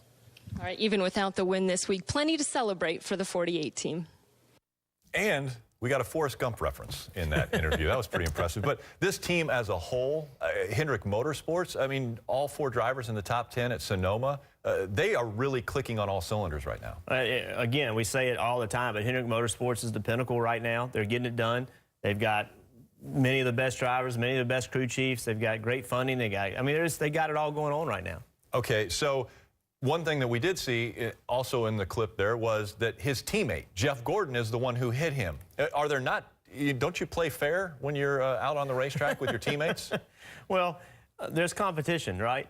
You want to be the A driver. You want to be the guy that's the man. Right. You just do. And I don't care what anybody says. And this is nothing against Jeff Gordon or anybody else. But, Jeff Gordon forever was the head guy. Sure. Jimmy came in and started winning championships and actually surpassed Jeff in a number of championships. Jeff wants that back. He's toward the end of his career. He wants to be the guy that's winning the championships, and he's going to race Jimmy hard, and he should. It's good for the company. It pushes both teams, makes everybody better. A lot of competition within the Hendrick organization. Well, the heart of racing takes us to some of the tracks that Jimmie Johnson competed at in his first season as a stock car racer. Johnson made his A. Junior is glad for his buddy. Racing is an important thing, an important part of our lives, but it's not the most important thing. And he's going to be able to go do this job. He's going to be financially set. He's going to be able to spend a ton of time with his kids, play as much golf as he wants to play. He's getting a steal compared to what he's doing right now. So I'm happy for him in that sense. Steve Lazard is with us for a few minutes today on Raceline. Steve, congratulations on the Pocono win. It must feel really good to get that second victory already. Well, you know, it's always great to win races, and to get a second win already this year really is spectacular. You couldn't ask for more. You know, we have the whole summer to try to build on that second win. That's mathematically locked us in the chase. There's no way we can miss the chase now, so we can approach the summer to try to get some trophies, to prepare for the chase, and build some new cars. There's really multiple different areas that this is going to help us. So what is it that's changed in the 88 team that's put you guys in a position to win like this? Well, I think, you know, it's immeasurable. Everybody has that question, man, how do you win 2 races versus not winning any? And I think no one understands just how competitive the field is. You know, you can't measure the difference between first and fifth. It's such small steps within the race that make all the difference in the world, and you don't even know what those steps were until sometimes the race is over. So you just have to stay consistent, stick with your plan, and believe in your plan, and hopefully your plan works out in the end of some of these races. Going to Michigan this week, you can't help but look back at what we saw at the Auto Club Speedway earlier this year. The tracks are both 2-mile ovals, and usually if you do well at one, you'll also do well at the other. If you remember, Kyle Busch won at Auto Club Speedway in March, and rookie driver Kyle Larson finished second. And now he joins us today on Race Line. Hey, Kyle, so how good does it make you feel going to Michigan with that good run at Auto Club earlier this year? Yeah, it's the same size and pretty similar shape to California, but it's been repaved in the last couple of years, and race is totally different than California Speedway does, and so I don't know if you can take a whole lot of confidence there, other than that I really enjoy big racetracks like that, and I finished really well there in the nationwide race last year, so hopefully when we go there this weekend that it'll be a good run for us and we can get a good finish for the target team. What are the biggest differences in those 2 racetracks? Well, the biggest differences between the 2 tracks are just the new pavement at Michigan, so the speeds are a lot faster, there's a lot more grip. Tire fall off is nowhere near as bad as California Speedway, and you pretty much run one line around Michigan, where at California you can run from the apron all the way up to the wall. So it'll be tough to pass. It'll be a lot of track position type of race, a lot of strategy going on, and I think our team should be good enough to keep up with the changing strategies and hopefully get a good finish.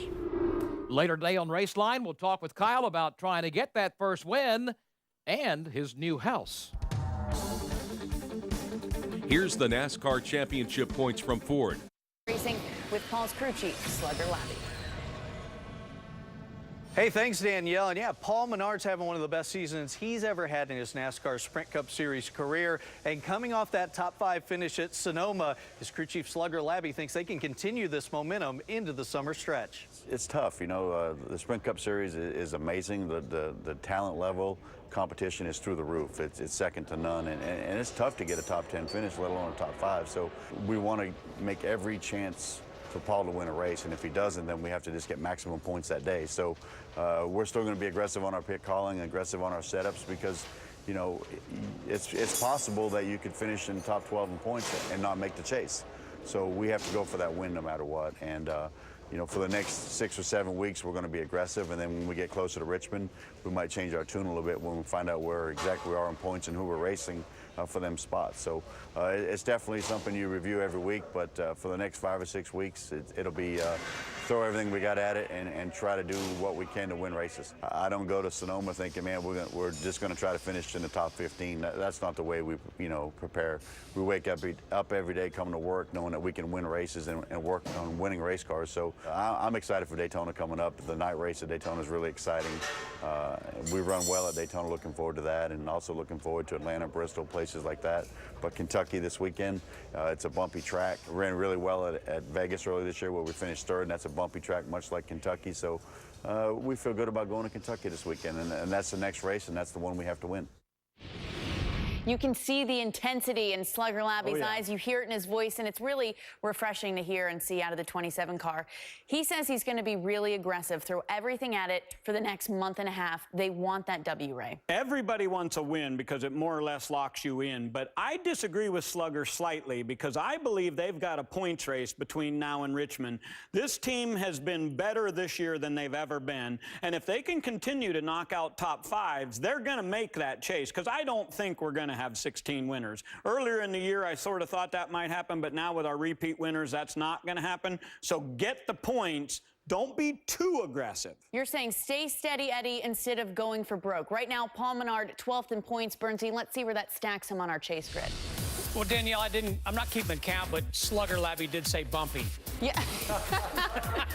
Jimmie Johnson leads our chase grid with 3 wins. Bob Dillner and I are going to take a look at this. You know, Bob, there's a lot of guys that want to see their name in yellow because, well, yellow means you have a win and you are basically in the postseason. Remember, 16 drivers in the postseason this year. And I look at Paul Menard right there in 14th. He's a guy we just talked about. I'm red hot right now, but you don't know how that team is going to perform through the summer months here. And they are one of those guys maybe in jeopardy of falling outside of those guys that are going to make it into the chase. Kurt Busch has a win, but he's 26th in points, which means the cutoff line right now stops with Greg Biffle. He is our bubble boy. Listen, lots of big-name drivers still looking for that win with 10 to go. Yeah, and I look at that list right there, and I look at 2 guys that are not necessarily the biggest names like a Casey Keener or Tony Stewart. I look at a guy like Jamie McMurray. Ran really well at Sonoma, has come close to winning this year. That organization with Ganassi really stepping their game up a little bit this year, and a lot has to do with Kyle Larson coming on board, and certainly Keith Rodden as well. But I believe that number 1 could work their way into a chase spot, as well as Brian Vickers, that 55 team with Michael Waltrip Racing. They're coming up on some very good racetracks for Brian Vickers. He won at Loudon 1 year ago. We're coming up to the Magic Mile shortly. So I believe they, with some consistency and possibly that victory, can work their way into the chase. Yeah, you mentioned Jamie. He's a great plate racer, too, with Absolutely. Daytona coming up. So which of those guys that haven't won yet will be the next to visit Victory Lane? Let us know what you think. Matt Kenseth, says Bob, by clicking on foxsports.com/racehub. Here are the choices. Maybe one of these, Bob? Matt Kenseth. Matt Kenseth will win this weekend. With Sonoma winner Carl Edwards to discuss his start in racing and the influence of his cousin Ken Schrader. After a career-best third-place finish at Sonoma by Dale Earnhardt Jr., we check in with the crew chief of the 88 team, Steve Letarte, as they get ready for the Kentucky Speedway this weekend. Welcome to NASCAR America, everyone. I'm Marty Snyder. He's the mayor, Jeff Burton, and we're going to cover a lot of ground today. We'll talk Carl Edwards, Dale Earnhardt Jr., and driver protocol after a wreck. But first, let's start with the traditional NASCAR Sprint Cup Series championship standings. And, Jeff, here's the top 10. Now, you've been saying, I got to brag on you real quick, since February, we're going to have a points race, and it looks like it's certainly shaping up that way. Well, we're not going to have 16 winners in the first 26, 28 races. We're just not going to. So, to me, Matt Kenseth looks really good. I think Ryan Newman looks like he's in good shape. They've been consistent. So those guys, to me, feel like they're the favorites to make it by points. Now, you get down here around Kyle Larson, and it starts to get a little more interesting, doesn't it? Especially when you talk about the back half of the top 20 here, 11 through 20. That's where there's some interesting players. Well, I think it gets really interesting and here's why. We have 10 races left, and we're going to transfer 3 to 4 cars in by points. That's my feeling. So you got those 2 up there that we just talked about, and Kyle Larson. That's 3. Where are the other ones coming from? They're all battling it out, aren't they? And as we're looking at it, look at the points. He's 121 behind, 128 behind. 136. It's close. Very tight. A small mistake had big consequences. Let's talk about a couple of guys who are going in the right direction. One, certainly Paul Menard, back-to-back top 5s for the first time in his career. Yeah, and I think Paul and his team are doing a really good job. I thought early this year they had some cars that could win the race. They didn't find a way to make it happen, and they also actually had bad finishes. They now seem like they're turning maybe bad days into good days. And I still feel like they have the speed to maybe pop a win. I don't think they're going to win 3 or 4 races, but they could pop one win. But to me, they're heading in the right direction and have positive momentum. And you got to give a call to Slugger Labby for that call at the end of the Sonoma race. That gained them a ton of track position. Hey, look who's in 16th. This is a guy that we were talking about all year long going the other way. All of a sudden, maybe a glimmer of hope for Casey Kane and his team. Well, I think it is. But you do have to start looking at something. They're 151 back. It's you know, they're still pretty far away back from Kyle Larson. Not 151, but they're probably 40 points back or so. They're in a tight battle. I do feel like they're heading in the right direction. They're not there yet, though. And I think they could have something go wrong and be set back, take that momentum away. It hurts, man. When you're the worst running team of your teammates, oh, yeah, it's hard to overcome. They just need some confidence at this point. It seems like that's certainly growing these days. The guy right behind him, Tony Stewart, in 17th. They have shown, I've been around the team a lot lately, they've shown the speed to have a top 5 car. They just can't get there. Why? I think the last 3 weeks they have been fast, and I thought with everything going right, they could have won one of those races. Tony's been caught speeding on pit road in 2 of those 3 races. I think Tony's pushing a little bit, and I don't care what anybody says. I know people are probably tired of me hearing me say this, and I'm sure Tony is too, but he had a major injury. He had a severe injury, and I still think Tony's getting back to being Tony. You're not out of the car for that long and just pop back in it. I think it takes a little while to get that momentum going. You know, a few weeks ago, he told me there was no need to panic yet. The fact that they didn't have a win, you know, now that we're closing closer to the chase, he said maybe 5 races before the chase, he would start to panic a little bit. You agree with that? Not time to panic He's yet? more patient than I would be. To me, maybe panic's not the word, but they certainly has to be concerned, not just with Tony, but at Stewart-Haas Racing, because, you know, Kevin has shown a ton of speed. The other 3 teams have been very, very, very spotty, and they're making mistakes on top of it and having failures on top of that. So there has to be some concern. I will say at the Indy test, everybody's saying Tony Stewart was the guy with by far the fastest car. Austin Dillon, you know, they seem to be sliding backwards with their finishes lately. Why? Well, early in the year, I thought, to me, the 3 team, and Gil Martin and Austin were doing a wonderful job of taking average runs and turning them into good finishes. They really, if you looked at the rundown, they really never ran like 7th or 8th, but they were running, they finished 12th, 14th. They were having good finishes, but really running high teens, low 20s. That stopped. They're not getting those finishes like they were early in the year, and I don't know. I just don't see the speed with this team just yet. It is amazing to me. Brian Vickers is 20th in the championship standings. 4 weeks ago, they were 8th. What has happened? The 55 team, 20th in points, is the example that we still point race and that points still matter. Right. In a month's time, they went from being in a great spot, in a great shape to make the chase without a win, to being in a situation where they've got to jump frog all these people to get to the position where they can make the chase. And not only do they have to gain points on the guy that ultimately is the last guy that gets in, they got to beat all the people that are in front of them. And that's going to be really hard to do. I mean, they've run well. Yep. It's kind of the opposite of Austin and what they've done. You know, they've had speed at times. They've had speed, but they've had no finishes. And in the last month, it's really put them in a big deficit. Well, if there is some good news for Brian Vickers, it's the fact that New Hampshire's coming up in a couple of weeks, and he is the defending winner of that race. Good to talk about some drivers trying to claw their way into the chase. Coming up in a moment, we'll talk about a driver who's already in. Dale Earnhardt Jr.'s crew chief, Steve Letarte, will join us on NASCAR America.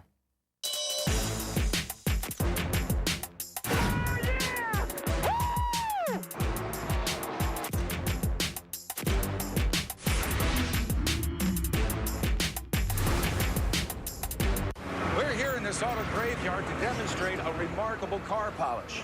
New Finish, the once-a-year car polish. Simply wipe it on and just wipe it off. It's that easy. And look, New Finish restored a deep, hard shine even to this weather-beaten car. We polished this car with New Finish and ran it through 52 car washes. Even after heavy-duty detergents and powerful scrubbing, the water still beads. So get New Finish. Available at Pep Boys, Target, Ace, O'Reilly Auto, AutoZone, Walmart, and other leading stores. You know our brands, but you may not know we're a family. 12 brands, more hotels than anyone else in the world. Like Days Inn, where you can do everything under the sun. Save up to 15% and earn bonus points when you book at WyndhamRewards.com. This 4th of July, hurry into Rent-A-Center and save $10 a week on a Toshiba 50-inch LED TV, now just $19.99 a week. Or a Whirlpool refrigerator, now just $16.99 a week. It's the 4th of July sale at Rent-A-Center.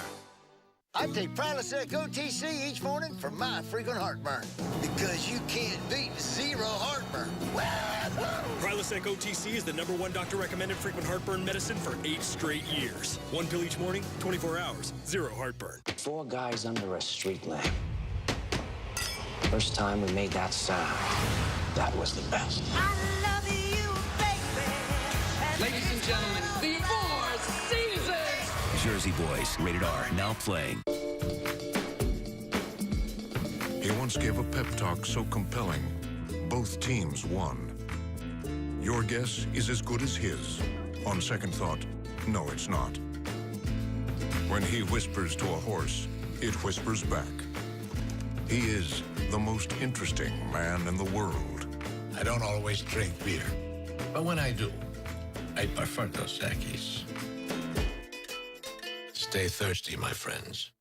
I told Stevie that I think I figured out what the trick is to being the really, really good crew chief is to run every, to call the season like it's your last, because he's just his strategy is aggressive and a little bit out of the box, and that pays off in most cases.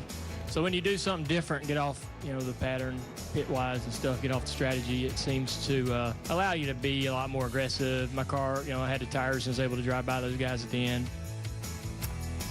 Maybe Dale Earnhardt Jr. should have told Steve Letarte that a long time ago, because that might be what's making them so successful this year, and might be a little bit of extra motivation their final season together. We'll find out if that is some extra motivation by dialing up the crew chief of the number 88 Chevrolet. Steve Letarte is on the phone with us, and Stevie, I got to say, maybe that's the secret. Junior should have told you a long time ago. It's your last year, crew chief, like it's your last year.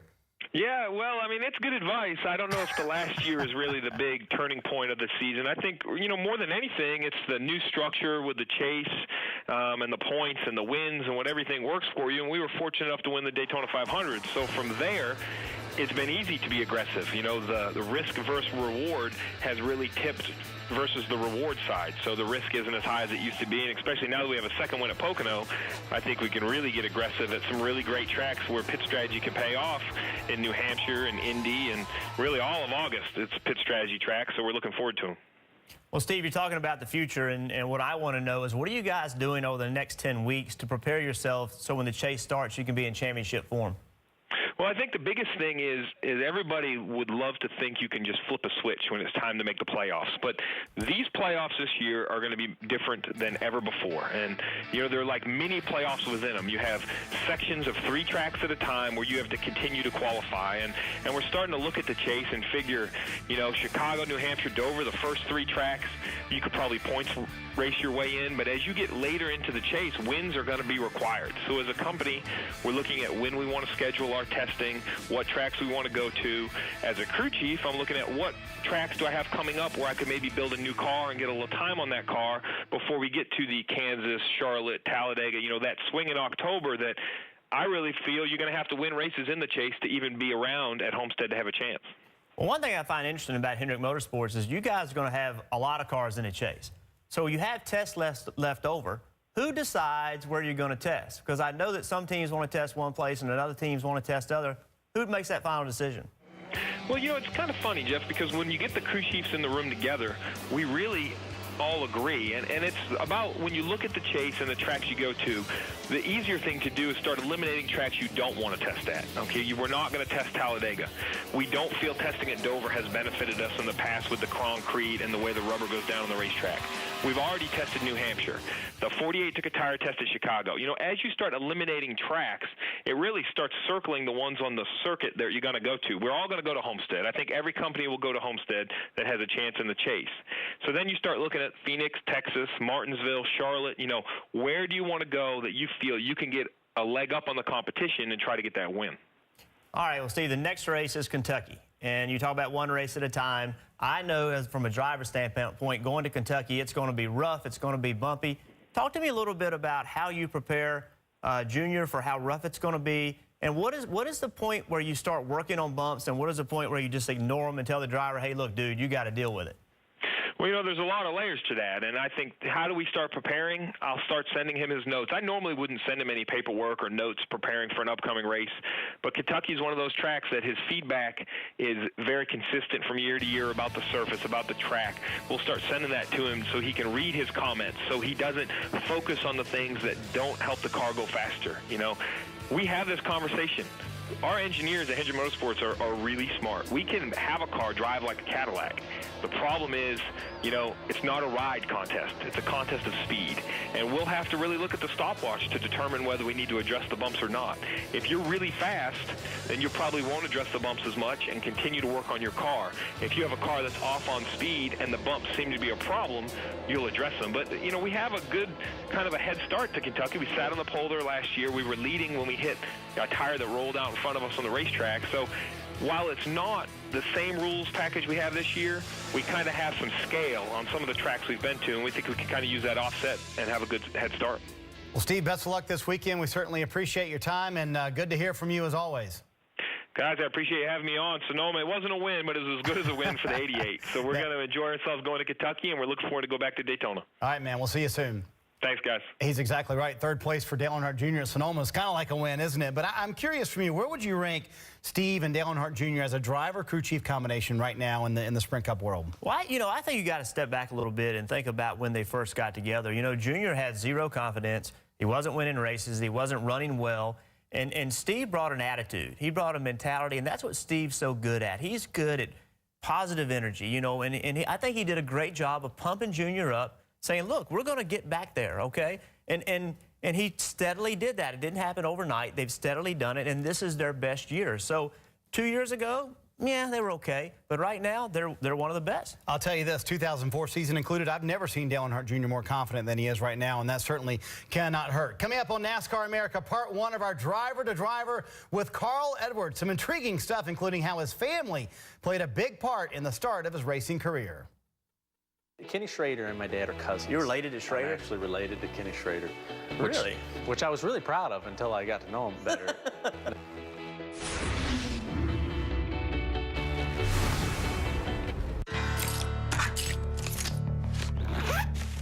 Cooper engineers its tires not just for performance, but real-life performance. So before you get in, get going. Get gone. You need to get a tire that gets you, because life's a road trip. Come on, let's go. Buy 4 qualifying Cooper tires and get up to a $70 prepaid card by mail. See retailer for details. We start the day thinking about one thing, bread. But we know you've been thinking about it too. So we're always trying to make it even better. That's why we added some ingredients and took others out, making this our best bread yet. Bread is on the rise at Subway.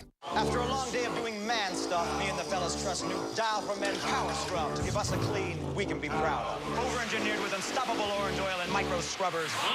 Unstoppable! It leaves us honkingly gorgeous. Dial for Men, proudly over-engineered.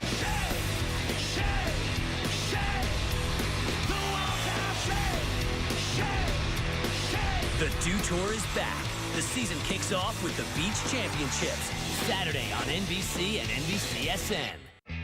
Tonight, this dog... I'm addicted to cuddling. You look like you could cuddle me a long time. ...has one final trick. Is your finger where I think it is? You are a freak. Wilfred is moving to FXX. In your face! I found an envelope. An envelope? An envelope. An envelope. An envelope? No, an envelope. We can play this game all day, Ryan! Wilfred. The final season starts tonight at 10 on FXX. You wouldn't buy Universal Fit shoes for your feet? Why buy Universal Fit parts for your car? Go to rockauto.com.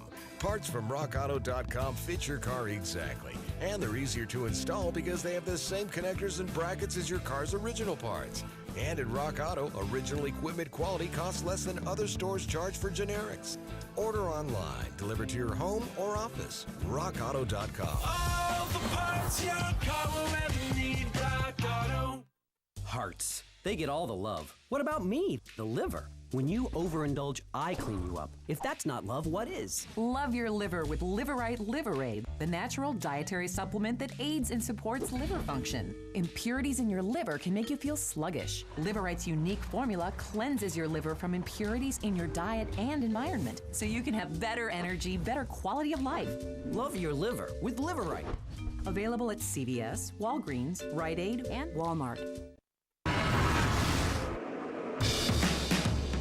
Carl Edwards trying to grab his first victory of the 2014 campaign. He will see the yellow flag along with the checkered flag. He punches his ticket to the chase in 2014. Awesome, guys. Way to go. Edwards comes off turn 11, upshifting through the gears, second gear, third gear, fourth gear, and under cloudless California skies, flashing past the start-finish line, Carl Edwards wins the Toyota Safeguard 350. It's already been a memorable season for Carl Edwards, and today we begin a new series of features, Driver to Driver. Jeff, it's really something that you had a vision for. What was the initial vision behind what you wanted to get out of these driver-to-driver features? Well, I just think two drivers sitting down talking, you know, and discussing the past and the future and where drivers are now. Just honestly, a look at where a lot of people don't normally get, and that's just two guys sitting down talking about what they do for a living. Kind of what you guys would do in the motorhome lot, Exactly. right? Exactly right. Well, Sonoma winner Carl Edwards recently spent an afternoon with Mr. Burton. Here's Carl Edwards, driver to driver. Carl, thank you for joining us on Driver to Driver. I really appreciate you being here. No, thank you for having me. This is cool. This is it's wild to be sitting here doing this with you. So thanks for having me. Well, we'll see how it goes. Yeah. Tell me about growing up in Missouri. What was it like growing up in a small town, and how did that influence your life? Well, Columbia, Missouri, it was not a racing town. But for me, I mean, I'd go work at my dad's shop. I mean, it wasn't really work. He'd have me, you know, picking up cigarette butts and pulling weeds and stuff. But I was always around my dad and his friends, and they raced. And so to me, it was something that we went and did with Dad. We went to the races, and I really enjoyed it. So your dad was a driver? Yeah, so my dad, he's a really good race car driver, and so he built his race cars. He owned a little Volkswagen shop. He built his engines, built the cars, but mostly he raced these little four-cylinder cars, and that's what I started racing in. And they called him God for a while at the racetrack because he'd win every night. He just had it figured out. When they call you God, you must be pretty good. So that was all dirt track. Yeah, that was it. We didn't, you know, we were dirt racers, and so when I was about 14. My dad let me run a hot lap session in his car, which changed my whole world. I mean, racing looks easy, right? I mean, I remember thinking, this is going to be great. Trust me, it looks really easy. Yeah. And so I went out there and drove this car, and it scared me. I mean, it was, you know, it was frightening. And so we bought this little Volkswagen car and worked on it for about a year, got it done, and that was it. We extended the trailer, put 2 cars on it, and I went racing with Dad, and that was awesome. So did you race against your dad? Yeah, every week. Really? So Who did Mom pull for? I don't know. That's a good question. Well, we race hard. I mean, it was, I'm very fortunate. I learned a bunch. I mean, my dad is a very, very smart person, and he taught me a lot about racing, and I really value that time into doing it. So when all that was going on, were you thinking about trying to make a living racing, or did you just want to race? So I started. Kenny Schrader and my dad are cousins. You're related to Schrader? I'm actually related to Kenny Schrader. Really? Which I was really proud of until I got to know him better. Here they come at the line, Schrader. Incredible win for Ken Schrader. He gave me a lot of opportunities. He let me come work down at his shop for 2 summers when I was in high school. And I'll never forget when he finally said, hey, come in my office. He said, what are you doing here? And I said, well, I want to drive race cars. I mean, that's what I'm going to do. And he basically laughed at me. He said, you don't have a clue. And that's when he told me, be a dentist, do anything else. And I told him, hey, man, I remember I wanted to cry in there because I thought, I thought he was going to let me drive his ARCA car or something. And he said, listen, if you want to drive a race car, you need to go back home. You need to get them modified. They're hard to drive. He said, in that St. Louis area, Missouri area, those guys are the best. He said, if you can run a modified against those guys, he said, then we can talk about you driving race cars. And so that was hugely good advice because that let me go home, tell Mom and Dad, hey, here's what Schrader said. I didn't tell him about the dentist thing. I said, he said, this will all work out if we just get it modified and go racing. But that was big. So I'm very appreciative to Kenny Schrader for that. So what's the moment where you feel like you got the opportunity? I mean, Jack Roush wasn't watching you run a modified in Missouri. Right. I called Mike Mittler. I stopped at Mike Mittler's shop when Jamie McMurray was driving that truck. And I saw right there that, hey, man, this is awesome. There's a guy in Missouri racing NASCAR trucks, and he obviously hires guys. So I started wearing Mike out to the point where he wouldn't take my calls or anything. So then I'd just show up, and they'd all kind of make fun of me because I wanted to drive the truck so bad. And I realized Moberly, Missouri had just paved their racetrack, and I'd been racing there on the dirt track. So I went to Mittler, and I said, hey, they just paved this racetrack. I'll rent it for the day. I'll take care of all the expenses, and we can go testing if you'll just let me drive for like an hour.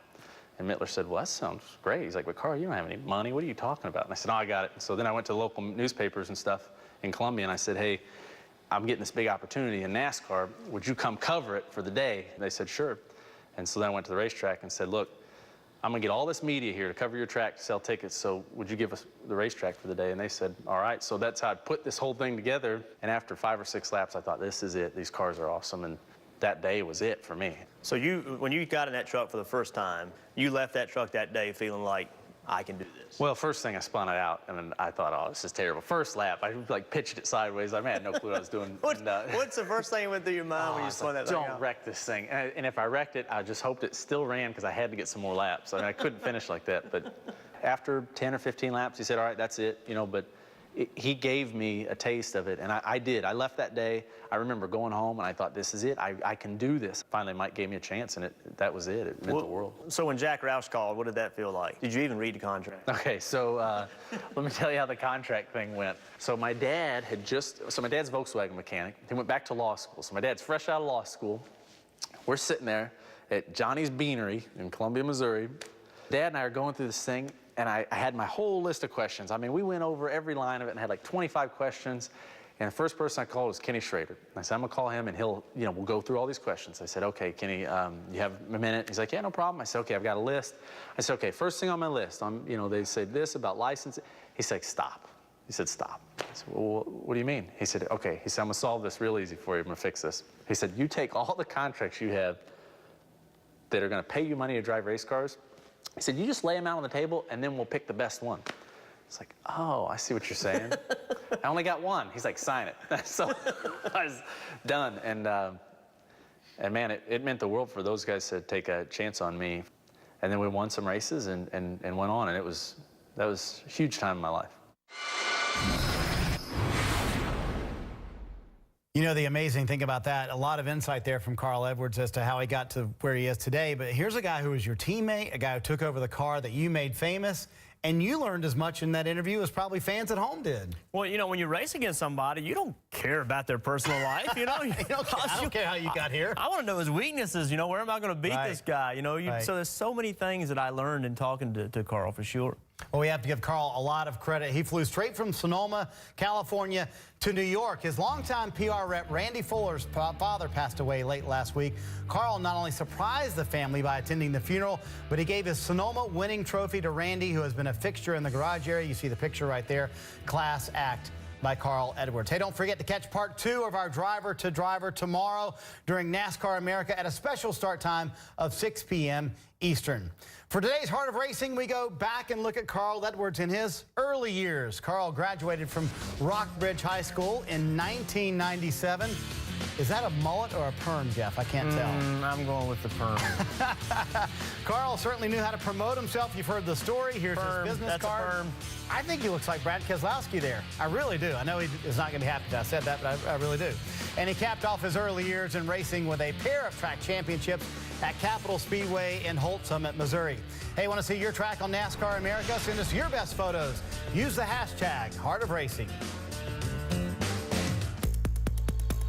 Before the fans go in, before the drivers go in, before the championships go in, before Mobil 1 synthetic motor oil goes into these cars, we put the energy and science into perfecting it.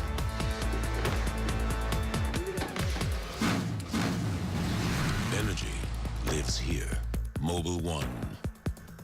How cool is it that new DiGiorno Design a Pizza Kit lets us create our own pizza? And use delicious DiGiorno toppings like pepperoni, sausage, onions. My favorite, red and green peppers. And we made it look just like Billy? We made Billy. I don't see it. New DiGiorno Design a Pizza Kit has everything you need to create the pizza you want. Thankfully, it's not delivery, it's DiGiorno. Nestle, good food, good life. Playing football can be really tough on your skin.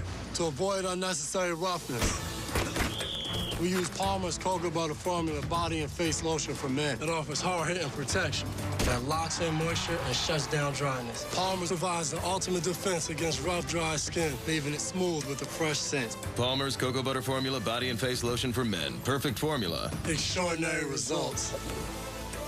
Try Palmer's Jar for Men. It provides serious moisture for the hands, elbows, and knees. It doesn't take much to be happy. When you enjoy the simplest and truest things, asking for nothing more than what you've got. Look at your swimming pools. They'll never be enough. Like your fancy watches and your big cars, one day you realize that what matters is not the size of your car. It's the size of your yacht.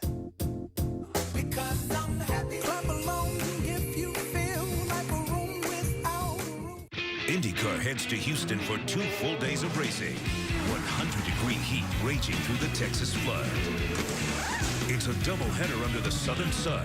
The Shell and Pennzoil Grand Prix of Houston, all weekend long on NBCSN. All summer long, the best horses will race to earn a spot in the richest event in horse racing. The Breeders' Cup Challenge Series continues with the Gold Cup at Santa Anita, Saturday on NBCSN. Earlier today, Jimmy Johnson was in the nation's capital. President Barack Obama welcomed the 6-time NASCAR Sprint Cup Series champion and his team members to the White House to be honored for their 2013 championship. Certainly an honor for those guys. Check them out. Nice picture, guys. Hey, Jeff, I want to dive into something real quick here in our mayor segment while we have some time. You know, there's all this media hand-wringing and a lot of talk on Twitter about did Dale Jr. call Matt Kenseth quick enough last night? Everybody was talking about it last night. Never mind the fact that Jr. apologized on the team radio, national TV, in the press conference. Is there a protocol with drivers saying, hey, you probably should contact a guy who's your friend if you've wrecked him by a certain amount of time? Well, I think it depends on your relationship with the driver that you had an incident with, right? I mean, if there's a guy that you don't really care about, his opinion doesn't matter to you, maybe you don't reach out as much. If you're really close to a guy, then without a doubt, you reach out to him.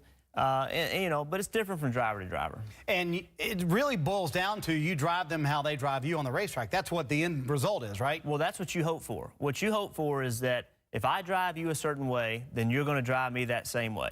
The problem gets into it when you drive a guy one way and